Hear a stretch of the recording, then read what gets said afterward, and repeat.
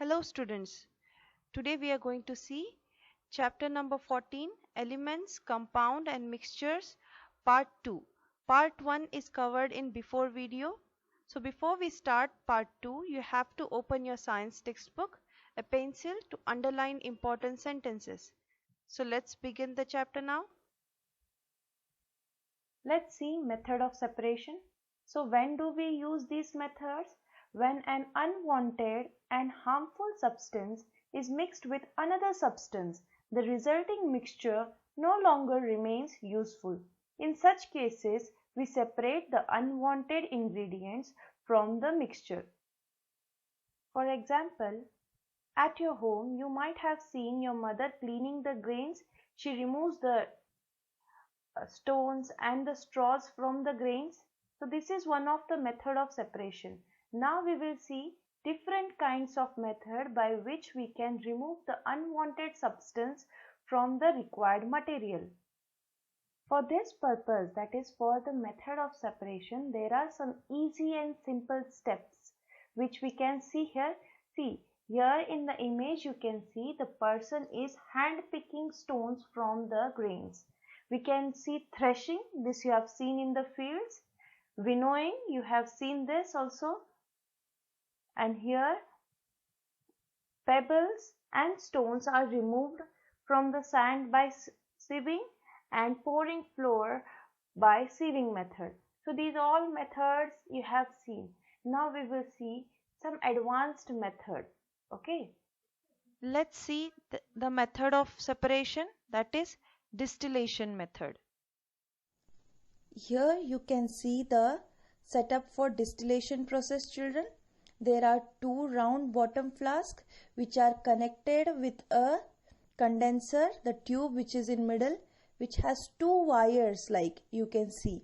From one of the wire, cold water is coming inside. Very little amount of cold water comes, so as whenever the water is heated, it condenses, that is vapor gets condensed. Let's see in detail. See, as the impure water is getting boiled, when it boils, the water start to form water vapor.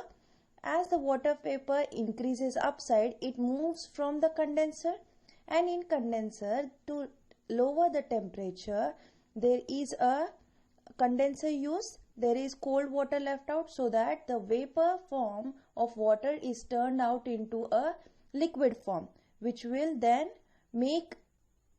then connected in the another round bottom flask, as you can see. Method of separation using separating funnel. So when this method is used, okay, this method is used when a mixture of two immiscible liquid is left undisturbed. Two layers are clearly seen to have formed. You can do this at your home also. Take a glass of water. In that you add some amount of oil, any oil that you have in your home. You can see, if you leave it undisturbed, you can see that the oil layer is on the water. Yes, likewise here we are using a funnel. Okay, in the funnel there is a mixture of water and kerosene. If we keep this mixture undisturbed, the water layer and the kerosene remain separated, as we can see. Now, as we keep this apparatus without disturbing, we can see that after some time the kerosene and water has got separated. Now you can see in the diagram the stopcock. We loosen the stopcock. Okay, once we loosen, all the water is going to fall in that beaker. Once the water is collected, when we see the layer of kerosene is coming downwards, we will again tighten the stopcock. Then only the water will fall downside and the kerosene is remained in the separating funnel. This method is nothing but method of separation using separating funnel.